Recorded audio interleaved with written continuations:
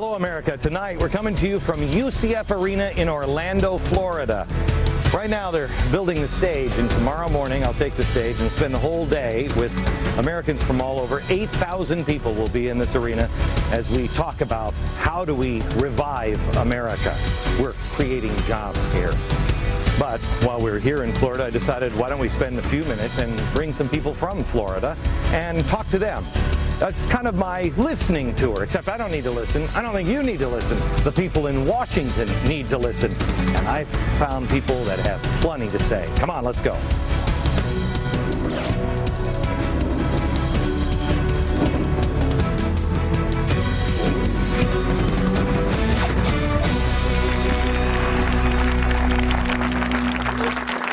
Well, hello, America. The 2008 election of this guy was supposed to bring about change. Somehow or another, I think we got a different kind of change than what America was looking for. I think he believes we really understood. Maybe. Politicians promising to change the tone in Washington, to change the way things are done in Washington. We were told, I mean, by the last president, that he was a uniter, not a divider, and this guy said, I'm even better at that. Oh man, oh man. This was the great healer, supposed to heal us and the planet, and every time this administration is met with opposition, what is the response? Is it honest debate? Is it an open mind? It seems to be mockery most times. When the Tea Party rallies started, the president mocked you. Those of you who are watching certain news channels that, on which I'm not very popular, and you see folks waving tea bags around. Then he went out on the road and he said, you got to get out of the way because I just need to mop up the mess. I don't want the folks who created the mess to do a lot of talking. I want them just to get out of the way so we can clean up the mess.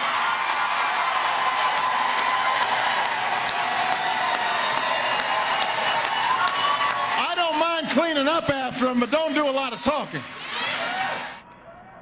Now, despite the peaceful protest, they have said that you are going to become violent. And, oh my goodness, they've come out of the word work, and Nancy Pelosi has cried on television. I'm the one who gets pilloried for crying on television, and yet here's Nancy Pelosi crying at your scary rhetoric that doesn't exist. I have concerns about some of the language that is being used because I saw this myself in the late 70s in San Francisco. This kind of rhetoric was very frightening, and it created a climate in which violence took place. And yet here she was last Sunday walking through that crowd. She was so afraid. And she was afraid of the rhetoric, but she decided to ratchet it up by walking through a sea of people who were just saying, please don't do this. Please don't do this. When Bret Baier was on TV, he read one of tens of thousands of letters that he got at Fox before his interview with the president. Letters from average, everyday Americans like you. The president didn't even address the concerns of that letter. Instead, he just said this. Bret, I get 40,000 letters or emails a day. Okay. He went on to say, and they're saying the opposite. Does that make the letters that Bret Baier got of any less value? Look, Americans are divided right now. And it's in the 60s. What is it? 63% of America feels that we need to fight to repeal this health care bill and that it should continue. But this is how the president is now responding. They call the passage of this bill Armageddon. Armageddon. End of freedom as we know it. And so after I signed the bill, I looked around to see if there were any asteroids falling or sudden cracks opening up in the earth. Turned out it was a nice day. Birds were chirping. before this president was inaugurated, I was looking at his speech. I wanted to get a sense of history, because it was a historic moment when he was inaugurated. And I went that weekend and I read every inaugural speech, I think until Woodrow Wilson, and then blood just started shooting out of my eyes. But I started at George Washington and I read every speech. And never once did I hear anything like any of this kind of rhetoric, especially from Abraham Lincoln. Abraham Lincoln was elected at a time like this when the country was really divided. He didn't antagonize the South. He stated his positions clearly, but he didn't antagonize. Now, this is the way he's behaving now when they've won. They won. Being a good sport when you lose is one thing, but when you do win, was the other side taught don't rub the other people's nose in it? These guys, because they had to work for this win, and it wasn't just given to them, the left is now saying this. Listen carefully. It is a cultural war that's taking place in America. You're exactly right. And it's being played out over the airwaves of America. And I hope the Democrats now turn to the fairness doctrine. It's time now for the Democrats to consider the fairness doctrine. So now it's shut the other side up. Not just mock them and ridicule them, but shut them up. This is what change looks like. I ask America now, where does this end? How is any of this unifying? Isn't this even more divisive? Isn't this the politics of fear? Isn't it time for the president and others to actually listen to the other side? You don't have to agree, but don't do a little press conference where you bring everybody into a room after the bill has already been written. Part of being presidential is having respect for those who honestly disagree with you. Look, I don't expect anybody to listen to the Republicans or the Democrats. That's why I don't have politicians on my program, because they always say the same thing. I can look at a politician and go, ooh, what a surprise. He's going to be against it, and he's going to be for it. And then when the elections, then they're going to switch sides. That's what happens over and over again.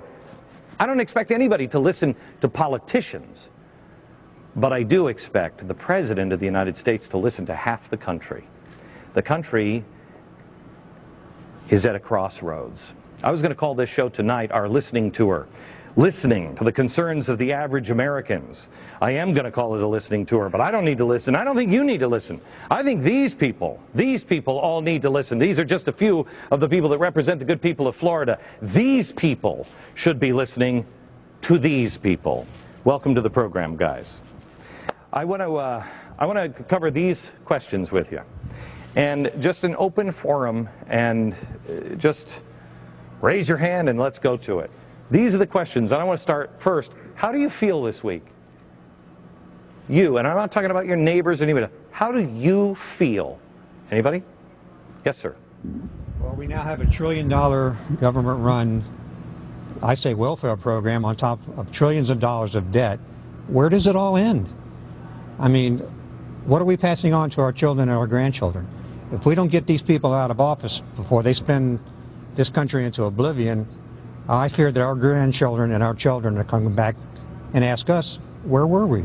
There are two things that came out today. I don't know if you saw the news. First, the New York Times said that every major part of this health bill is about redistribution of wealth. Did you see that? Yet, when we were on the air saying that this is about redistribution of wealth, this isn't about health care, this is about changing money, taking it from the rich and giving it to the poor, we were mocked and called crazy. Now the New York Times says that. We have the senator from Montana also saying that this is redistributive change. That's what this health care is about. The other story that came out today is about 2020. 2020. Every dollar, every tax dollar will be eaten up by Social Security, Medicare, Medicaid, and the interest on the debt. Every tax dollar that we currently bring in, that's 10 years from now. Is there anybody here that thinks that, and when you say these people, were you referring to the Republicans and the Democrats, or just both of them? Well, both of them, but it's really gotten out of hand lately. I mean, the Democrats complain loudly about George W. Bush's, $500 billion deficit, and they get in office and they promptly quadruple it. Okay. Anybody else? How do you feel this week? Yes. Definitely feel uncertain about the way that I don't think that this is a republic anymore. I mean, I just don't see any evidence of that, and I'm worried about the ramifications of, you know, post 2014 when we're all grouped into this sort of bureaucratic pool as far as healthcare is concerned. Young, old, sick, healthy, pre-existing conditions, whatnot. Everybody just thrown in this pool and given a bureaucratic number. It just seems inhumane almost. And I just wonder, can we get through to people and stop this and show that compassion is within freedom, free enterprise? May I ask a question? How many people here believe that our healthcare system is broken? I mean, it needs to be reformed. Not saying what